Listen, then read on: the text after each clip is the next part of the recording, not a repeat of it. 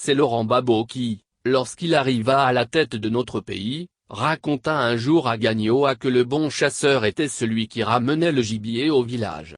Et de préciser que ceux de sa région qui avaient combattu Houphouët-Boigny avaient certes été des chasseurs, mais c'est lui, Gbagbo, qui avait réussi à avoir le pouvoir suprême. C'était donc lui, le vrai grand chasseur. On peut donc dire aujourd'hui que le nouveau grand chasseur du Front populaire ivoirien, FPI, est Brice Kakou Gikahué. Oui, plus fort que leur Gbagbo, il a réussi à amener le Parti démocratique de Côte d'Ivoire, PDC, pieds et poings liés au FPI. Oui, nous avons vu Henri Konan Bédié, président du PDC, aller rencontrer Laurent Gbagbo en Belgique, pour le supplier de lui accorder son soutien en vue de son éventuel retour au pouvoir. Et il y a quelques jours, le FPI et le PDC ont signé une alliance, qui n'est que le premier pas vers l'absorption du PDC par le FPI. Bien sûr, ils ont parlé de réconciliation, le mot qui justement est censé réconcilier tous les Ivoiriens. Mais pour être crédible sur le champ de la réconciliation, chaque camp aurait certainement dû commencer par se réconcilier avec lui-même. Par exemple les différentes branches du FPI d'une part, et d'autre part Bédié et les membres de son parti qui sont allés au RHDP. C'est là-bas qu'il y a des problèmes, et non au sein de la population ivoirienne. On nous annonce une tournée de réconciliation qui serait menée par le PDC et le FPI. Qui, dans cette population ivoirienne, a des problèmes avec qui, si ce n'est Laurent Gbagbo avec Simone et Afin Guessan, et Bédié avec Alassane Ouattara et ses anciens suiveurs. En 2014, lorsque le président Alassane Ouattara a rendu visite à Bédié à Dakro, un château d'eau avait été construit à Pépressou, le village natal d'Henri Konan Bédié, dans le cadre du programme présidentiel d'urgence, PU. Une plaque avait été apposée sur la clôture de ce château d'eau. Depuis qu'M. Bédié est fâché avec M. Ouattara, cette plaque a été enlevée.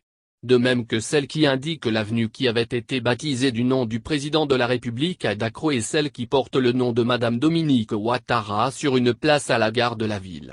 J'ai beaucoup de mal à croire que M. Bédié n'est pas informé de tout cela.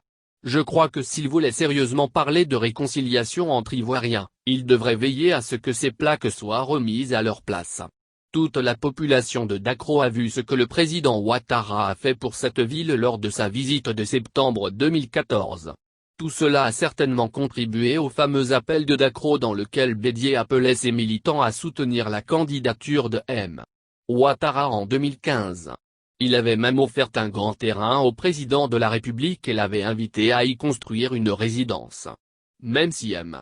Bédié est aujourd'hui fâché, il y a un défaut que les Africains, et particulièrement les habitants de Dakro, détestent par-dessus tout et qui s'appelle l'ingratitude. Cela dit, il paraît que les féticheurs du PDC ont vu que toutes les étoiles et tous les astres se sont alignés pour la victoire de ce parti à la présidentielle d'octobre prochain. C'est en tout cas ce que le grand chasseur Gikahué a affirmé dans le nouveau réveil du samedi dernier. C'est certainement pour cela que le PDC, qui s'opposait violemment à ce que ses militants établissent leur carte d'identité, les pousse maintenant à le faire le plus rapidement possible. Tant mieux.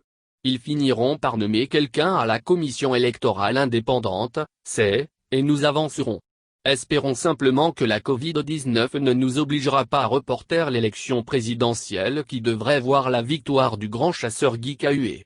Car le grand vainqueur de cette alliance PDC-FPI ne sera personne d'autre que lui. Qui a placé ses pions partout au sein de l'appareil du PDC. Qui serait le vice-président du Sphinx de Dakro si par hasard il était élu président. Si Laurent Gbagbo ne revient pas pour participer à la présidentielle, envers qui le FPI divisé mais qui est en train de mettre la main sur le PDC marquerait-il sa reconnaissance?